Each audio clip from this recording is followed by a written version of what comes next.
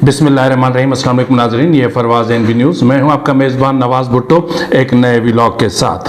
आपसे वही गुजारिश है कि अभी तक अगर आपने मेरे चैनल को सब्सक्राइब नहीं किया तो प्लीज़ कर लें, बेल आइकन प्रेस करें, लाइक भी कर दिया करें और शेयर ज़रूर किया करें ताकि मेरी रीच में इजाफा हो सके। BLA सरबराह बशीर ज़ैब कहाँ है? क्या वो अफ़गानिस्तान में था या इस वक्त भी वो अफगानिस्तान में है?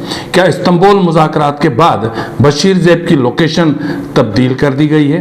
क्या अब बशीर ज़ैब को पकड़ना या उन पर हमला करना कतई नामुमकिन हो गया है? और BA और TTP और TTA बशीर ज़ैब की हिफाजत पर मजबूर क्यों हैं? और BLA ने दो टोक अल्फाज में वाजे कर दिया है कि एक तबाहकुन तूफान अभी आना है। इसके अलावा DG ISPR lieutenant general Ahmed Sharif Chaudhry की पेशावर में होने वाली प्रेस कॉन्फ्रेंस ने मिलिट्री इस्टेब्लिशमेंट के इरादे जाहिर कर दिए हैं। कराची, गवादर, वफाक के ज़ेर इंतजाम देने का मामला भी 27वीं आईनी तरमीम में शामिल होगा। यानी अब सूबे तो सूबे पूरा मुल्क मिलिट्री इस्टेब्लिशमेंट की निगरानी में चलेगा और वो जिसको जितना हिस्सा चाहेंगे NFC अवार्ड के तहत देंगे और जितना चाहेंगे अपने लिए बजट मुख्तस करेंगे। इसके अलावा रियासती खुफिया इदारों की तरफ से 14 साला यूनिसेफ की नन्ही सफीर जुनैरा बलोच के घर पर छापा मारकर और उनकी अहम तरीन दस्तावेजात को तल्फ करके और उनके लैपटॉप को नुकसान पहुंचाकर अपने लिए बहुत बड़ी मुसीबत पैदा कर दी है। 2020 में होने वाले एक मावराए अदालत कत्ल केस को फिर से जिंदा कर दिया है। रियासती मीडिया जुनैरा बलोच के हवाले से एक बार फिर बयानिया बनाने में नाकाम हो चुका है। नाज़रीन, इन इश्यूज पर हम तफसील से बात करेंगे, लेकिन सबसे पहले दो अहम खबरें हैं वो मैं आपके साथ जरूर शेयर करना चाहूंगा। पहली खबर आवारान के इलाके झाओ से है, जहां मिलिट्री काफिले पर जंगजुओं का घातक हमला हुआ है और इत्तलात के मुताबिक 3 गाड़ियां तबाह हुई हैं, जिनमें एक कैप्टन इर्तजा और 2 जवान शदीद जख्मी हुए हैं, जिनको एक तशवीशनाक हालत में खुजदार के CMH मुंतकिल कर दिया गया। इसके अलावा दूसरी खबर कच्ची के इलाके खट्टन में से आई है, जहां लेवीज थाने पर मुसल्लह अफराद ने कब्जा किया, तमाम एहलकारों को हिरासत में लिया, वहां मौजूद जो कैदी थे उनको भी छुड़वाया और वहां मौजूद तमाम असलहा अपनी तहवील में लिया और फिर थाने को नजर आतिश कर दिया। तो नाज़रीन, यह तो है बलूचिस्तान की सूरत हाल, लेकिन सबसे पहले मैं चाहूँगा कि हम बात कर लेते हैं DG ISPR lieutenant general Ahmed Sharif Chaudhry के हवाले से। आपको पता है कि मिलिट्री इस्टेब्लिशमेंट का बयानिया बड़ा ही भयानक होता जा रहा है। DG ISPR lieutenant general Ahmed Sharif Chaudhry की पेशावर में होने वाली प्रेस कॉन्फ्रेंस ने मिलिट्री इस्टेब्लिशमेंट के इरादे जाहिर कर दिए हैं। मिलिट्री इस्टेब्लिशमेंट के इरादे तो 26वीं आईनी तरमीम में भी खुलकर सामने आए थे, बाकी जो कसर रह गई थी वो 27वीं आईनी तरमीम में पूरी करने जा रही है।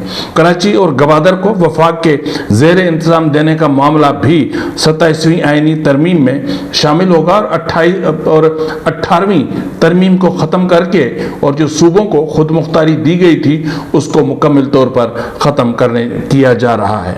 वोट को इज्जत दो, मुझे क्यों निकाला और एंटी इस्टेब्लिशमेंट बयानिया घड़ने वाले पंजाबी ताजिर नवाज शरीफ ने इस्टेब्लिशमेंट से इंतकाम लेने की बजाय पार्लियामान, सेनेट और अदलिया को इस्टेब्लिशमेंट के गोद में डाल दिया है, यानी उनके सुपुर्द कर दिया। मिलिट्री इस्टेब्लिशमेंट की हुक्मरानी को आईनी तहफ़्फ़ुज़ फराहम करने की कोशिश की जा रही है। 27वीं आईनी तरमीम खुद आइन की रूह कब्ज़ करने के हिसाब से काफ़ी है और यही तरमीम पाकिस्तान की तकसीम का सबब बनेगी। अब आप सोच रहे होंगे कि मैं इतनी बड़ी बात कैसे कह रहा हूँ। पहले मैं आपको ज़रा बता दूँ कि लेफ्टिनेंट जनरल अहमद शरीफ चौधरी ने कहा क्या। Director general DG ISPR lieutenant general Ahmed Sharif Chaudhry ने कहा, आपको पता है कि DG ISPR की तकरीबन हर प्रेस कॉन्फ्रेंस पॉलिटिकल होती है और उनकी हर मीडिया टॉक कंट्रोवर्शियल होती है और उनकी हर मीडिया टॉक कई कंट्रोवर्सीज छोड़ती है। बेसिकली ये कंट्रोवर्सीज टेस्टर होते हैं जो डेलिबरेटली छोड़े जाते हैं ताकि अवाम के रद्द अमल का अंदाज़ा लगाया जा सके। तो यही सिचुएशन गुज़िश्ता रोज़ पेशावर के हवाले से भी हुई। अब अगर मैं ये कह दूँ कि इस वक्त खैबर पख्तूनख्वा में जो जंग चल रही है वो किसके बीच में है? क्या वो मनशियात पर जंग है? क्या वो हीरोइन अफीम पर जंग चल रही है या दहशतगर्दी की जंग है? पर इस पर हम बाद में बात करेंगे, पहले हम बात कर लेते हैं। उन्होंने कहा कि फौज सियासत में नहीं उलझना चाहती, इसे सियासत से दूर रखा जाए। हम सियासत करना नहीं चाहते, ताकत के बलबूते पर अमन कायम करेंगे। लेकिन फैक्ट ये है कि पाकिस्तान में अगर हम देखें तो इस वक्त देखें दो बातें इन्होंने की। एक तो ये कि हम ताकत के बलबूते पर अमन कायम करेंगे, मतलब मुज़ाकरात के दरवाजे एक बार फिर फौज ने बंद कर दिए हैं। मुज़ाकरात किन के साथ? उनके साथ जो आपके अपने हैं। लेकिन अगर आपको डोनाल्ड ट्रंप से मिलना हो तो आप उसके लिए तरले करते हैं, फिर आप बातें करते हैं इंडिया से नेगोशिएशन की। आप इसराइल से भी बात करने के लिए तैयार हैं, लेकिन आप अपनों से बात नहीं कर पा रहे हैं। आप अपनों के लिए मुज़ाकरात के दरवाजे बंद कर रहे हैं। जिस तरह मैं बार बार कहता हूं अफगान बलूचिस्तान के लिए कि आप कब तक मुज़ाकरात के दरवाजे बंद रखेंगे? तो ताकत के जरिए, तो ताकत में हम देख रहे हैं बलूचिस्तान में आपकी ताकत देख रहे हैं। मैं उस पर आगे चल के बात करता हूं, लेकिन फैक्ट यह है कि अगर मैं मतलब गलत नहीं हूं तो पाकिस्तान में हमेशा से दो ही ताकतवर जमातें रही हैं। जी नाज़रीन, पाकिस्तान पर दो ही ताकतवर जमातों की हुक्मरानी रही है। उनमें एक जो पार्टी है वो है ISI और दूसरी पार्टी है पाकिस्तान की अदलिया। इन दोनों ने पाकिस्तान को दो लख्त भी किया। इन दोनों ने पाकिस्तान को दो जंगों में भी, 2-3 जंगों में झोंका, इसी मिलिट्री इस्टेब्लिशमेंट ने। और अदलिया ने भी 1971 के मौलवी मुश्ताक केस को आप उठाकर देख लें तो पाकिस्तान को दो लख्त करने में अदलिया का हाथ है। यही मिलिट्री इस्टेब्लिशमेंट है जिन्होंने हुकूमतों को आज तक कोई वजीर आजम अपनी मुद्दत पूरी नहीं कर पाया, और इस वक्त भी लग रहा है कि जो हुकूमत मौजूदा है ये अपनी मुद्दत पूरी नहीं करेगी। ये जो सेम पेज की ड्रामेबाजी चल रही है ना मिलिट्री इस्टेब्लिशमेंट और नून लीगियों के बीच में, शर्म आनी चाहिए नवाज शरीफ को। कल तक कहता था वोट को इज्जत दो, वोट को इज्जत दो जी। कल तक कहता था कि सुप्रा प्राइम मिनिस्टर कबूल नहीं है। कल तक कहता था कि आइन के साथ छेड़छाड़ मंजूर नहीं है। और आज वही ताजिर, आज वही सौदागर नवाज शरीफ शहबाज शरीफ के जरिए पूरे आइन का तहस नहस करके उसकी रूह को कब्ज करने की कोशिश कर रहा है। पूरे पाकिस्तान को, पूरे पाकिस्तान की जमहूरियत को, पार्लियामान को इस्टेब्लिशमेंट के कदमों में निछावर करने पर तैयार है, कर रहा है, तैयार किया है। तो इसी हवाले से जो ये बात मुझसे, मैंने सिर्फ ये मैं नहीं कह रहा हूँ, सीनियर सियासतदान है जावेद हाशमी साहब, उन्होंने भी इससे पहले कहा था कि पाकिस्तान की सबसे बड़ी सियासी जमात ISI है जो किसी चीज़ को अपनी मर्जी के बगैर चलने नहीं देती। उनके साथ से 12 लाख वर्कर हैं जो उन्होंने तनख्वाहों पर रखे हुए हैं, और कुछ सुप्रीम कोर्ट के जजेस भी उनके वर्कर्स हैं। मुल्क के दिफा को मुकम्मल तौर पर भूल कर ये ISI सियासत में सबसे ज़्यादा एक्टिव है, और DGI आए दिन आकर कहते हैं कि हमारा सियासत से कोई ताल्लुक नहीं है। इससे पहले एक चीफ ऑफ आर्मी स्टाफ थे रिटायर्ड जनरल कमर जावेद बाजवा, जिन्होंने जाते जाते तकरीर की थी। उन्होंने तो फरमा दिया था कि अब जो मिलिट्री इस्टेब्लिशमेंट है वो एपॉलिटिकल हो रही है, और फिर कहते हैं कि इमरान खान मिलिट्री इस्टेब्लिशमेंट को घसीट कर सियासत में ले आया। लेकिन फैक्ट ये नहीं है। मिलिट्री इस्टेब्लिशमेंट को खून मुंह को लग गया, वो इक़्तिदार से अलग नहीं रह सकती। तो बहरहाल उन्होंने कुछ और बातें की। उन्होंने कहा कि DGISPR ने बताया कि अफगानिस्तान में अफगानिस्तान इस वक्त बैनुल-अक़वामी दहशतगर्दी का मरकज है।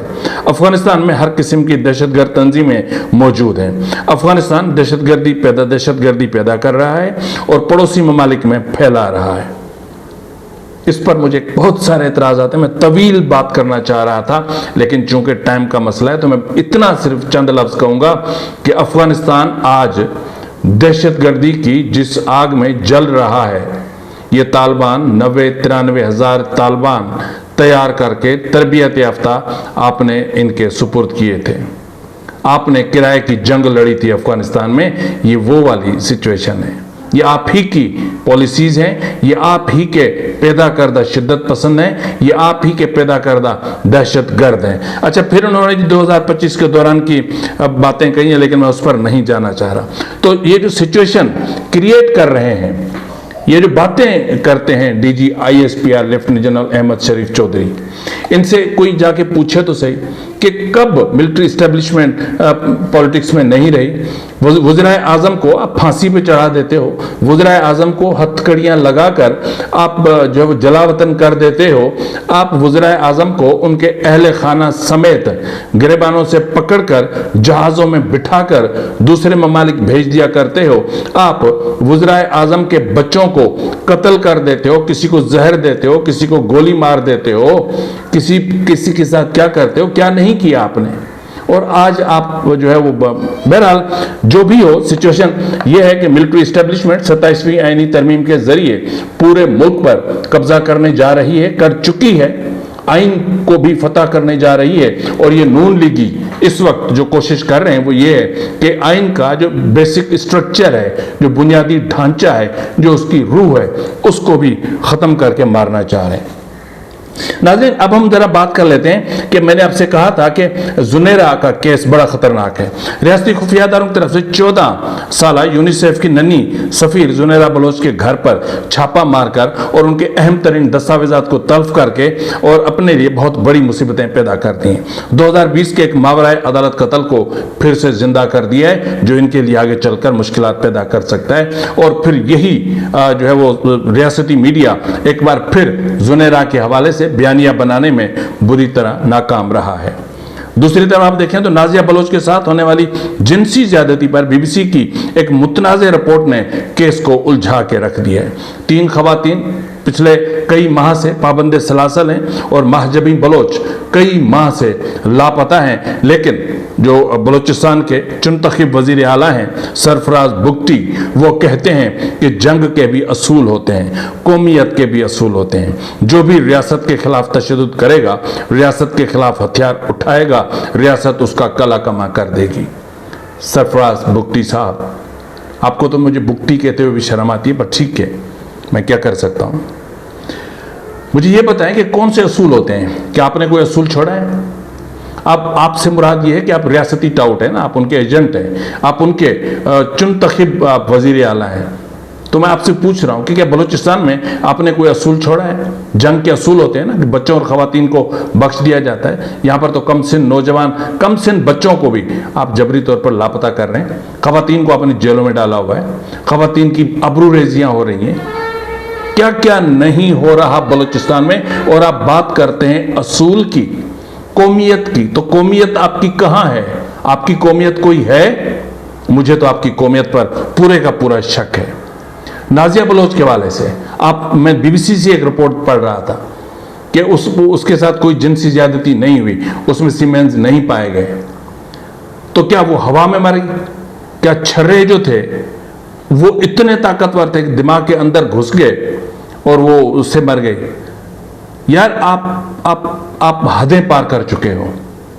ये तो पता नहीं क्यों बलोच हैं जो पता नहीं क्यों खामोश हैं। अदरवाइज तो इस पर जो प्रोटेस्ट या जो चीजें होनी चाहिए, यहां पर तो हुकूमतों को हिल जाना चाहिए था।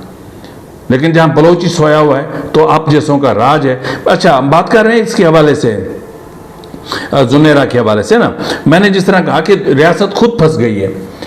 जैसे ही इंसिडेंट हुआ उसके साथ ही रियासत ने बयानिया बनाया। वही जो रियासती टाउट्स बैठे हैं, कुछ वो हैं यूट्यूबर अपना एक्स पर बैठे हैं, उन्होंने ट्वीट्स करना शुरू कर दी कि जी BLA ने जुनेरा बलोच के घर पर हमला किया, BLA ने ये कर दिया, BLA ने वो कर दिया। लेकिन फैक्ट मैंने कल कुछ बताया था, आज मैं आपको मजीद कुछ और फैक्ट बता देता हूं कि जुनेरा बलोच के वालिद अब्दुल कयूम जहरी को FC ने 13 नवंबर 2020 को बलोचिस्तान के हब चौकी से हिरासत में लेने के बाद जबरी तौर पर लापता कर दिया था। उन्होंने बाद में फिर जो एक्सचेंज होता है ना, एक दूसरे को दिए जाते हैं, तो उसमें फिर उन्होंने अब्दुल कयूम जहरी को CTD के सुपुर्द किया और CTD ने अब्दुल कयूम जहरी समेत 3 दीगर जबरी गुमशुदगी का शिकार अफराद को एक जाली मुकाबले में कत्ल कर दिया।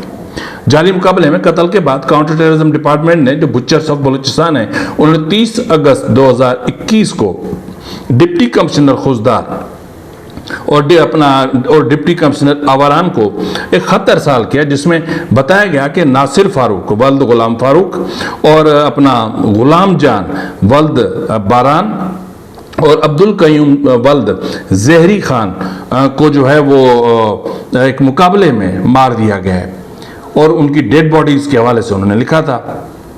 लेकिन पूरे खत में ये कहीं नहीं लिखा कि मुकाबला कब हुआ था, किस तारीख को हुआ था, कहां पर हुआ था, नहीं है, सिर्फ ये कवायफ है। उसके बाद फिर डीसी साहिबान ने कितनी जल्दबाजी की कि उन खतों को ही इधर उधर कर दिया, और फिर जो सीटीडी है उन्होंने डेड बॉडीज को लावारिस डिक्लेयर करते हुए कोयटा के 13 मील कब्रिस्तान में दफन कर दिया। तमाम 2 साल बाद खानदान ने 2022 में लापता अफराद के अदालती कमीशन में इंदराज कराया, जिस पर अगस्त 2022 में एक नोटिस के जरिए इतला दी गई कि जबरी गुमशुदगी का शिकार अब्दुल कयूम जहरी को की डेड बॉडी को 13 मील कब्रिस्तान में दफन किया गया, जिसके बाद कब्र कुशाई होगी। बेसिकली जो इशू था, इशू ये था कि रियासत चाह रही थी, कोशिश कर रही थी कि जुनेरा को इतना हिरासा किया जाए कि मतलब बेवकूफ़ी की हद होती है ना, क्या हिरासा करेंगे एक 14 साल की बच्ची को। आपको तो बलूचिस्तान गवर्नमेंट को चाहिए था कि जुनेरा बलोच को प्रोटेक्ट करते, आप नाजिया बलोच को तो प्रोटेक्ट नहीं कर सके। मैंने कल कितने सवाल बिठाए थे, क्या नाजिया बलोच के हवाले से कोई इंक्वायरी कमीशन बना, कोई इंक्वायरी कमेटी बनी, क्या कोई अदालती कमीशन बना, क्या उसके हवाले से हकायक अवाम के सामने रखे गए, क्या गैर जानिबदार कमीशन कोई बना जिससे अंदाजा हो कि बलूचिस्तान के हकायक से जो हकायक सामने आ रहे हैं वो फुली गैर जानिबदाराना है। तो इस वक्त भी जो रियासत की कोशिश थी वो ये थी कि जुनेरा कयूम कहीं अपने वालिद का केस इंटरनेशनल लेवल पर न उठा दे, तो इसलिए उसके जो गैर मुल्की सफरी दस्तावेजात थे उनको तल्फ कर दिया गया ताकि बाहर ये जा ही ना सके। लेकिन इन अकल के अंधों को पता नहीं था कि भाई आजकल पूरी दुनिया एक मोबाइल में सिमटी हुई है। पहले दुनिया ग्लोबल विलेज थी, अब तो दुनिया पूरी सिमट कर एक मोबाइल के जो कीपैड अपना जो टच स्क्रीन है ना उसमें समा गई है। अब क्या किसी को रोकोगे, अब सरहदों की क्या हैसियत रह गई है। तो बहरहाल इस वक्त जुनेरा का केस रियासत के गले में है, रियासत फंस चुकी है बिल्कुल। क्या कहूँ मैं कि अब शर्म आती है मुझे कुछ कहते हुए भी कि ये क्या होने जा रहा है। लेकिन इसके साथ ही जिस तरह मैंने आपसे बात की थी शुरू में कि BLA के सरबराह बशीर ज़ैब कहाँ हैं, लेकिन इतना आपको बता दूं कि इतलात मौसूल हो रहे हैं कि इस्तांबुल मुज़ाकरात में ये इशू उठा था कि BLA और BLA की कुछ तरबियतगाह जो कुछ हैं शिदत पसंद हैं उनको अफगानिस्तान में तरबियत दी जाती है, और ख़ास तौर पर मजीद ब्रिगेड के जो फिदाइन हैं उनको जहनी तौर पर तैयार किया जाता है खुदकश हमलों के हवाले से। लेकिन एक जाहिर है कि जहाँ TTP के मराकिज़ होंगे तो BLA के लोग भी वहीं पर होंगे या मजीद ब्रिगेड के लोग भी वहीं पर होंगे। तो इसमें स्पेसिफिक जोग्राफियाई कोऑर्डिनेशन के हवाले से कहा जा रहा है कि बशीर ज़ैब ने कोई राबते किए हैं किसी के साथ, और उसकी लोकेशन जो है वो पाकिस्तान ने मार्क की है, और वो लोकेशन उन्होंने TTA यानी तहरीक तालिबान अफगानिस्तान के सुपुर्द की है, यानी अफगान हुकूमत के सुपुर्द की है कि जी ये है बशीर ज़ैब की लोकेशन एक्यूरेट, और आप हमें जो है वो हमारे हवाले करें बशीर ज़ैब को। तो उस पर बहुत सारा इश्यूज चले, ये कहा जा रहा है, लेकिन फैक्ट ये नहीं है क्योंकि बशीर ज़ैब अफगानिस्तान में है ही नहीं। ये मैं आपको कंफर्म बता रहा हूँ। मेरे जो रिसोर्सेज हैं या मेरे जो सोर्सेज हैं या जो मेरे ज़राए हैं या जिनसे मेरी बातचीत होती है वो ये कह रहे हैं कि बशीर ज़ैब जो BLA के सरबराह हैं वो अफगानिस्तान में नहीं है, वो किसी और मुल्क में है। मुमकिन है किसी अरब मुल्क में हो, लेकिन अफगानिस्तान में तब से नहीं है जब से पाकिस्तान और अफगानिस्तान के दरमियान इन मामलात पर जो कशीदगी में इजाफा हुआ है। तो अब सवाल ये होता है कि अब ये कहा जा रहा है कि बशीर ज़ैब को की लोकेशन चेंज कर दी गई है, यानी बशीर ज़ैब को जहाँ पर था यानी जिस तरबियती मरकज़ पर था वहाँ से उनको शिफ्ट करके किसी ऐसी जगह दूर दराज के किसी ऐसे इलाके में रख दिया पहुँचा दिया गया है कि जहाँ पर पाकिस्तान हमला करने का सोच ही ना सके। उसके हवाले से ये भी इतलात अब ये खुद कह रहे हैं कि जी वो तो एक बहुत ज़्यादा पॉपुलेटेड एरिया है, वहाँ तो बहुत ज़्यादा आदमशुमारी है, वहाँ तो बहुत ज़्यादा लोग रहते हैं। अब लोगों के हजूम में पाकिस्तान कोई भी टारगेटेड कार्रवाई नहीं कर सकता। तो ये जो चीज़ें हो रही हैं ना बशीर ज़ैब के हवाले से, देखें BLA ने साफ तौर पर कह दिया है कि एक तबाहकुन तूफान अभी आना है। BLF ने भी वाज़ेह कर दिया है। और इस वक्त जो बलूचिस्तान में जो एक एटमॉस्फेयर बनने जा रहा है, जो वारफेयर का एक मंजरनामा बन रहा है, वो बहुत ही भयानक है, वो बहुत ही खतरनाक है। और आने वाले महीनों की अब मैं बात नहीं कर रहा हूं, मैं दिनों की बात कर रहा हूं। जिस तरह आप नोट करें, मैं छोटी छोटी खबरें आपके सामने नहीं रखता कि दिन में 15 से 20 अटैक लॉ एनफोर्समेंट एजेंसीज पर बलूचिस्तान में होते हैं। और लॉ एनफोर्समेंट एजेंसीज के जितने भी हुकाम या एहलकार होते हैं उनसे असलहा छीन लिया जाता है, थाने जला दिए जाते हैं, थानों से असलहा छीन लिया जाता है। भागनाड़ी में क्या हुआ था, कितनी हिकमत अमली के साथ वो आए और कम से कम अपने नुकसान पर, और वो फिर वापस चले गए। आज क्या हुआ अपना खटन में, पूरे थाना जला दिया गया ना, गाड़ियां भी ले गए, असलहा भी ले गए, जो कैदी थे वहां पर उनको भी छुड़ा दिया।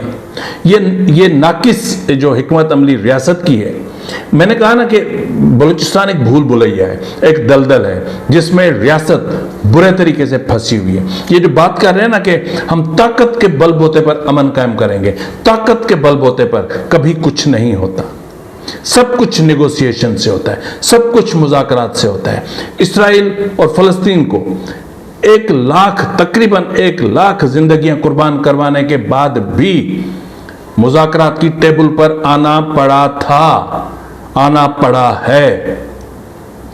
पाकिस्तान और TTP यानी पाकिस्तानी रियासत और TTP को जो 80,000 जाने कुर्बान करने के बाद, पाकिस्तानी अवाम और जो लॉ एनफोर्समेंट एजेंसीज के लोग थे, 80,000 लोग पाकिस्तान ने अपने मरवाए। उसके बाद भी जाकर के तहरीक तालिबान के साथ नेगोशिएट किया, मुज़ाकरात किया, अमन मुआहदा किया। आज आप क्या करेंगे, जंग करेंगे? किसी मुल्क के साथ तो आपकी बनती नहीं है, तो आप एटमी धमाके करें, आप सुपरसोनिक मिसाइल चलाएं, लेकिन अगर आप अपने अवाम के दिलों को फतह नहीं कर सकते तो कोई भी जंग आपके लिए कोई इतनी सूदमंद साबित नहीं हो सकती। तो बशीर ज़ैब अफगानिस्तान में नहीं है, ये मेरी कंफर्म इतला है कि वो किसी अरब मुल्क में है। अब किस अरब मुल्क में है ये मुझे पता नहीं है, लेकिन इतना मैं ज़रूर जानता हूँ कि वो हर कुछ दिनों के बाद एरिया और मुल्क बदल रहे हैं। फिलवक्त के लिए इतना ही, मिलते अगले प्रोग्राम में, तब तक इजाज़त दीजिए। फ़ी अमान अल्लाह।